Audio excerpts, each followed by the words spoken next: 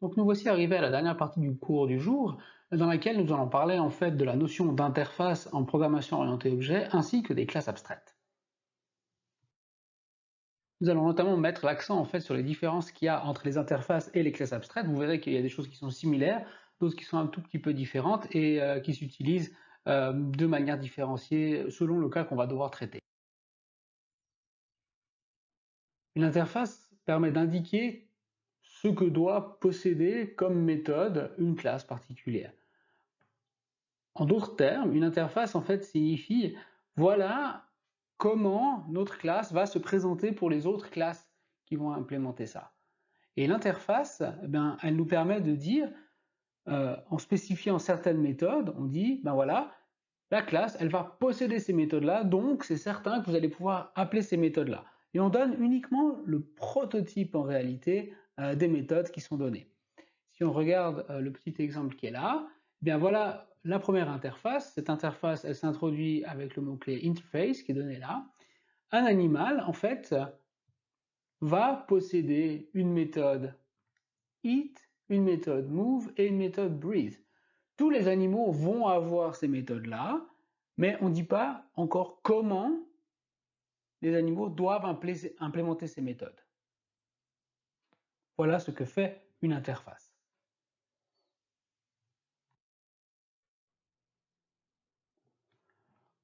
Quand on a une interface qui est donnée, alors on la spécifie comme ça en UML. Si vous regardez ici en haut à droite, vous avez l'interface animale qui a un certain nombre de méthodes qui sont données ici avec leur prototype. On voit ici le public par exemple. Ces méthodes ne retournent rien. Elle reçoit la première à quelque chose de type food. Ben, cette interface-là va être implémentée par ici une classe human. On dit que human implémente l'interface animale. Et vous voyez la flèche ici qui est traitillée. Cette flèche signifie non pas hérite, mais implémente une classe. Donc, lorsqu'on va implémenter une interface, on va utiliser le mot-clé implement en Java. Voilà encore un nouveau mot-clé pour aujourd'hui. Et puis, l'avantage, le vrai avantage en réalité d'une interface, c'est qu'elle peut être implémentée. Donc, une classe, pardon, peut implémenter plusieurs interfaces. Donc, la classe human, qui se trouve en dessous ici, la classe ici, bah, elle va pouvoir implémenter une interface animale, mais elle va pouvoir implémenter également une autre interface, autant d'interfaces qu'elle le souhaite. Ça va nous permettre de faire quelque chose qui ressemblera un petit peu à de l'héritage multiple. Donc, une classe peut implémenter plusieurs interfaces. Je rappelle qu'une classe peut hériter que d'une seule classe. Lorsqu'on va utiliser le mot-clé implement, on va l'utiliser dans la classe qui utilise l'interface. Il y a deux choses, hein, n'oubliez pas. Première chose, on définit une interface et deuxièmement, on dit qu'une classe comme human va implémenter une interface grâce au mot-clé implement. Je vous propose maintenant que nous fassions un exemple concret avec du code pour voir comment ça se traduit. On va implémenter ici donc l'exemple avec l'humain et l'animal. L'idée, c'est d'avoir une interface. Alors, ces interfaces, on peut les définir au niveau de la classe ici, comme je le fais au début de la classe, ou alors on peut le définir dans les interfaces dans leur propre fichier.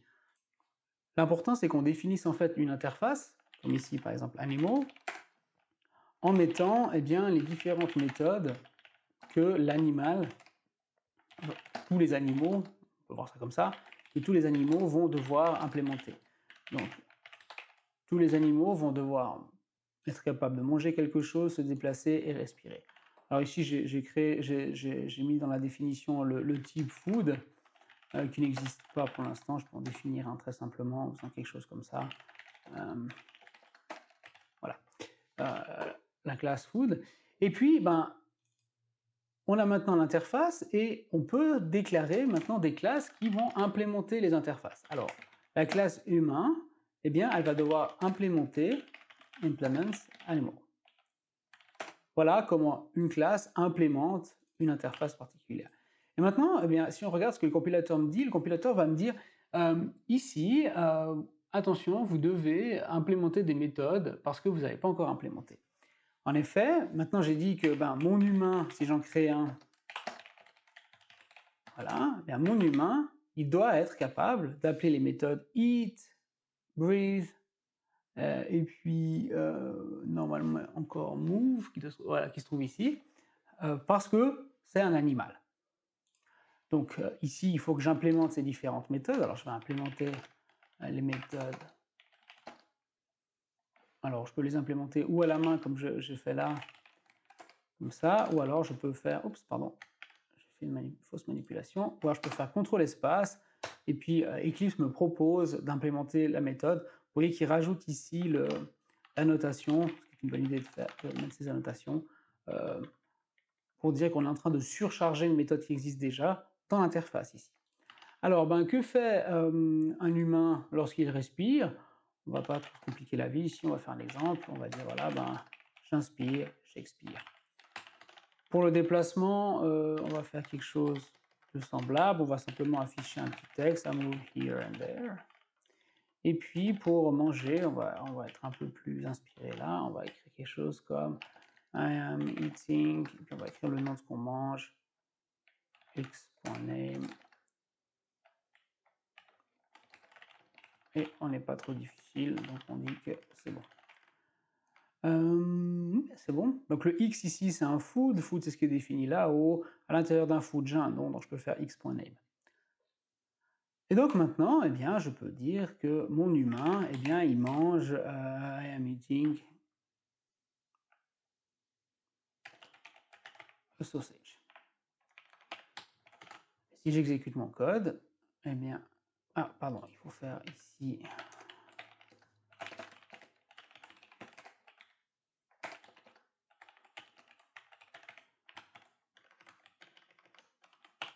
eat f. Voilà, et si j'exécute mon code, je disais donc I am eating a sausage, this is good. Alors voilà l'implémentation de base avec à l'intérieur une interface. On retrouve ici la version du code implémenté dans Eclipse tout à l'heure que vous avez pour référence sur la droite du document. Alors, ce qui est intéressant avec les interfaces, c'est qu'une classe peut implémenter plusieurs interfaces. Donc si ici, on regarde en détail le schéma de classe que j'ai fait, on voit que l'interface animale qui est là au milieu, c'est l'interface qu'on avait tout à l'heure. Notre human ici va implémenter l'interface qui est là, par cette flèche-là. Mais on voit qu'un humain peut également implémenter une autre interface. Regardez ici. L'humain va implémenter une autre interface. Ici, c'est l'interface talker, donc celui qui parle, et un talker possède une méthode say avec comme argument un string. Si on regarde maintenant à droite, un chien implémente l'interface animale. Alors, un chien n'est pas un animal dans le sens, le chien n'hérite pas de la classe animale, mais il implémente les méthodes données dans l'interface animale, et un chien n'est pas un parleur, mais un chien est un aboyeur. Voici l'interface ici barker, avec la méthode bark qui se trouve à l'intérieur. Comme vous pouvez le constater, eh bien, on a une hiérarchie ici, ou un diagramme de classe plutôt, beaucoup plus complexe, avec des relations qui peuvent se tisser comme ça, et que vous allez, pour celles et ceux d'entre vous qui l'année prochaine prendraient l'option infotronique, continuer à voir dans ce qu'on appelle le génie logiciel en informatique. Implémentons maintenant l'exemple que nous avons montré tout à l'heure avec l'humain et le chien. J'ai repris ici la classe human qui implémentait animal comme nous l'avons fait tout à l'heure. Je l'ai simplement mise dans son propre fichier en fait pour que ce soit plus facile à comprendre. Donc là, on a la classe human qui implémente animal. Donc l'humain il respire, il mange et il se déplace. J'ai mis les interfaces dans leur propre fichier pour vous montrer que c'était également possible. Donc l'interface animale, c'est celle-ci, et l'humain qui implémente cette interface est là, dans sa propre classe. Maintenant, imaginons que je veuille implémenter un chien. Donc là, j'ai ajouté le chien il implémente animal, et j'ai déjà écrit avant la vidéo l'implémentation des différentes méthodes de la classe animale. Donc pour la respiration, le chien fait ouah, quand il mange, il fait gnorf, peu importe la nourriture qu'il reçoit, et lorsqu'il va se déplacer, il fait tip-tap avec ses pieds. Maintenant, on a vu que l'humain et le chien étaient les deux des animaux. Maintenant, regardons ce qui se passe lorsqu'on veut rajouter une nouvelle interface. J'ai ici l'interface talker, qui est interface qui en français se traduirait par parleur, et un parleur, il dit du texte. Donc on va dire maintenant qu'un humain, il implémente l'animal, c'est un animal, mais c'est un animal qui parle. Du coup, si je veux faire ça, ben, regardez, de nouveau, Eclipse me dit, oups, là, il manque la méthode say, avec un string, donc je fais CTRL espace, et ici, Eclipse va directement compléter pour moi le prototype, et en fait, l'humain, bah, il va dire, quand il va parler, il va dire quelque chose comme I say, on va mettre ici un petit bout de texte. Je le mets en guillemets ici, donc le backslash guillemets, je vous rappelle, ça affiche un guillemet dans un string, et ça va faire ça. Donc si maintenant je prends mon exemple complet qui est ici, donc là j'ai créé mon humain. Mon humain maintenant, eh bien, il peut respirer, manger et se déplacer, mais il peut aussi dire quelque chose. I say, this is nice. Et du coup, si j'exécute ça, une petite erreur ici, il manque un guillemet, eh bien, normalement, ça affiche ça. Très bien. Donc ça, c'était l'humain qui implémente animal et talker, donc il a les deux. Et puis le chien, ben, il implémente animal, et puis on va lui faire implémenter une nouvelle interface qui est barker, qui est l'aboyeur. Donc un chien, ça aboie. On va lui dire, donc c'est un animal qui aboie. Et du coup, bien, lorsque le chien aboie, eh bien, ouf, ouf. Bien, donc on voit maintenant qu'on peut implémenter plusieurs interfaces. Si on reprend notre exemple complet ici, et c'est finalement là ce à quoi je voulais arriver, j'ai des humains, j'ai des chiens qui peuvent implémenter plusieurs interfaces. Ça maintenant on l'a bien compris. L'intérêt, à mon avis, le plus grand pour les interfaces, c'est de pouvoir faire ça maintenant. On a des humains et des chiens. Les deux sont des animaux. Ce qu'on peut faire, ben, c'est dire, si on en a besoin, imaginons, j'ai besoin d'un vecteur d'animaux. J'ai besoin de stocker plusieurs animaux à l'intérieur. Appelons ce vecteur V. Ce vecteur, eh bien, il va stocker des animaux. À l'intérieur de ce vecteur, je peux mettre un humain. Un humain est un animal. Donc je vais rajouter à mon vecteur l'humain H. Je peux également rajouter à mon vecteur d'animaux le chien D. Comme tous les animaux ont les mêmes méthodes, je sais que par exemple pour tous les animaux qui se trouvent, alors on va faire ça comme ça peut-être, pour ne pas multiplier les difficultés, size, i++, on va passer sur la liste de tous les animaux, et pour chaque animal, on va appeler, alors on va prendre ici, on va ici recevoir un animal A.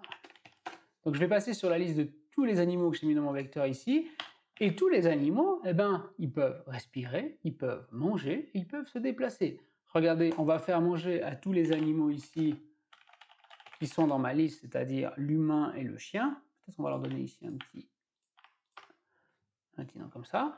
Eh bien, on va faire manger à tous les animaux ici une saucisse. De nouveau, on a le même problème qu'avant. Ici, il faut fabriquer une nourriture pour pouvoir la donner. Voilà. Et maintenant, je fais manger à mon animal qui est dans ma liste d'animaux la nourriture. Si j'exécute ce code, eh bien, regardez. Oh, alors, ici, je me suis trompé. C'est f.name, bien entendu, que je dois afficher. Alors, je recommence. Non, j'ai une petite erreur. Ah non, je me suis trompé, pardon. Ici, c'était bien F, mais alors pourquoi ça affiche ça? Ça affiche ça.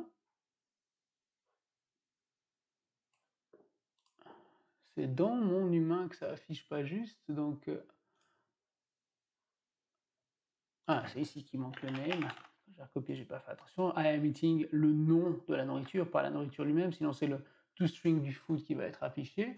Donc ici, je relance mon exemple, donc je répète juste, on a un vecteur d'animaux dans lequel j'ai mis un humain, un chien, je passe sur tous les éléments de ce vecteur, et je donne à manger une saucisse à chacun de ces éléments de vecteur.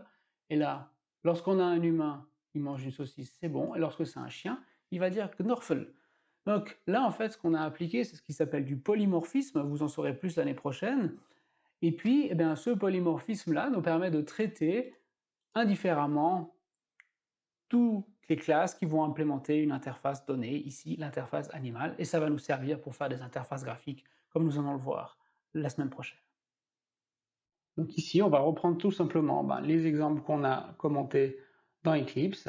Alors on retrouve ici l'humain complet qui est un animal qui parle avec les différentes méthodes qui ont été spécifiées pour les humains, et puis la classe dog qui va implémenter les interfaces animal et barker.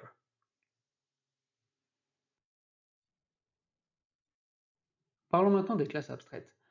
Les classes abstraites, eh bien, on en a déjà rencontré une dans un labo une fois, et en fait, ce que signifie le mot-clé abstract devant une classe, eh bien, ça signifie que une classe qui est donnée comme abstraite ne peut pas être instanciée, c'est-à-dire qu'on ne peut pas créer d'instance de cette classe-là.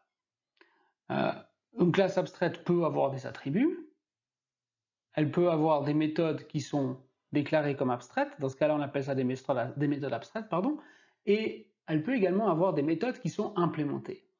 La question qu'on peut se poser, c'est pourquoi faire une classe qui d'une part ne peut pas être instanciée, et d'autre part possède des méthodes qui ne sont pas implémentées? Eh bien la réponse est en fait simple. Vu que maintenant nous possédons la possibilité de faire de l'héritage, eh bien ce sont en fait les classes abstraites des manières de dire eh bien ce seront les descendants d'une classe abstraite qui vont devoir implémenter les méthodes parce que les descendants, comme ils sont plus spécialisés que les superclasses, eh bien les descendants auront de quoi implémenter concrètement les méthodes. Mais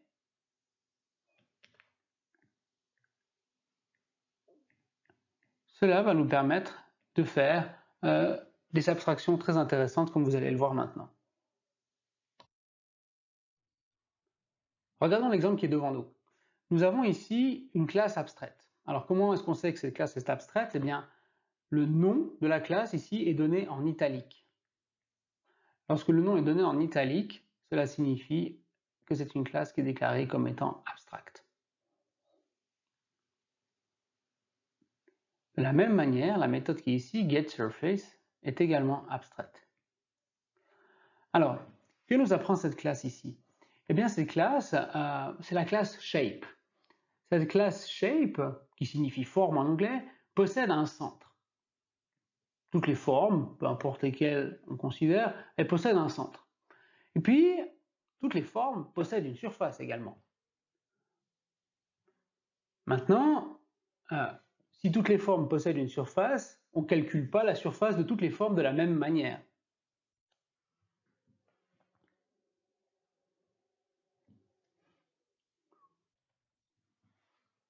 Donc je résume, ici nous avons une forme, cette forme, on sait que pour toutes les formes il y a une surface, toutes les formes possèdent une surface, par contre on n'a pas de formule générale pour pouvoir calculer la surface d'une forme.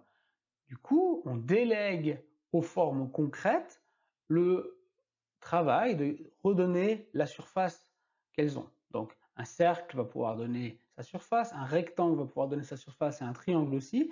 Et tout ça, ça va être des versions plus spécifiques que la méthode getSurface qui est donnée dans Shape, qui elle reste abstraite. On sait qu'une shape possède une surface, mais on ne sait pas concrètement quelle est cette surface. C'est ça que permet de faire une classe abstraite. Regardons plutôt comment ça s'implémente concrètement, le diagramme que nous avons vu tout à l'heure. Commençons par définir la classe abstraite shape, comme nous l'avons vu sur le diagramme. Donc cette classe abstraite, ici, elle est déclarée à l'aide du mot-clé abstract que l'on voit ici devant. Donc abstract vient devant le nom de la classe, puis il va devenir ce mot-clé abstract devant les méthodes qui ne seront pas implémentées dans la classe, mais dans ses descendants. Alors pour l'instant, je vais déjà définir que chaque shape possède un centre, qui sera un point 2D, et puis maintenant je vais définir la méthode abstract, qui sera getSurface. Sur une forme particulière, on sait qu'elle a une surface, mais on ne sait pas comment la calculer, du coup elle est déclarée abstraite. Si maintenant je définis, imaginons un rectangle, eh bien un rectangle, disais-je, eh bien un rectangle, ça va hériter de shape, Donc je vais avoir dans mon rectangle ici un centre qui sera hérité depuis cet objet-là, et puis une méthode getSurface qui sera, elle, abstraite.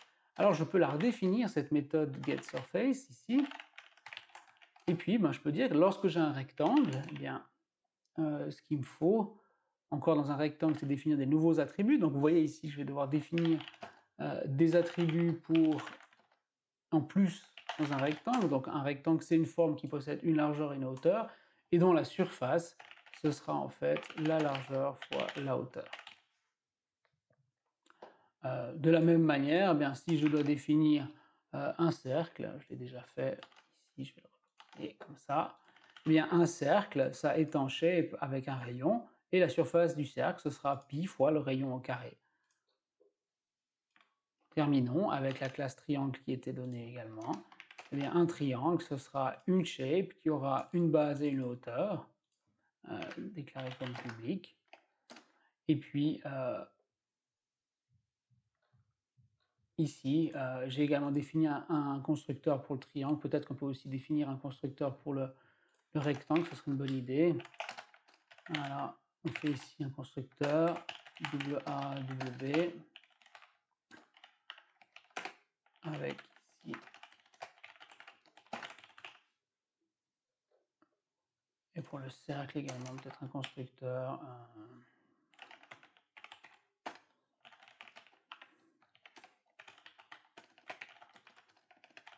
Voilà. Et en fait, grâce à ça, ce que je peux faire maintenant, eh bien, c'est la chose suivante. C'est comme avec les interfaces tout à l'heure. Alors, regardons déjà ce qu'on peut faire concrètement avec un rectangle. Je définis un rectangle de taille 4, 5. Je peux, comme d'habitude, obtenir sa surface, que je peux afficher. Si j'exécute, ça devrait donner quelque chose comme 20. Voilà, c'est juste. Et puis, ce qui est intéressant, c'est que si on a des formes différentes, alors ici, je vais avoir un triangle et un rectangle. Faisons un triangle de 3, 2, et que je décide que j'ai besoin d'une collection de formes. Alors imaginons ici que j'ai besoin d'un tableau de formes. Eh bien, je peux créer ce tableau de formes. Et dans ce tableau de formes, oups, il n'y a pas de S. Dans ce tableau de formes, eh bien, je peux mettre, à la position 0, par exemple, mon rectangle, à la position 1, mon triangle, et je peux demander la surface de toutes mes formes. Et j'ai ici un tableau de forme, je demande la surface de la forme, et en fonction de ce qu'on a mis dedans, si c'est un triangle ou un rectangle, la bonne taille sera demandée. Donc là, on va avoir une surface de 20 normalement pour le premier, et la surface d'un triangle 3 x 2, 6 divisé par 2, 3. Ça devrait donc afficher 20 et 3 si tout va bien.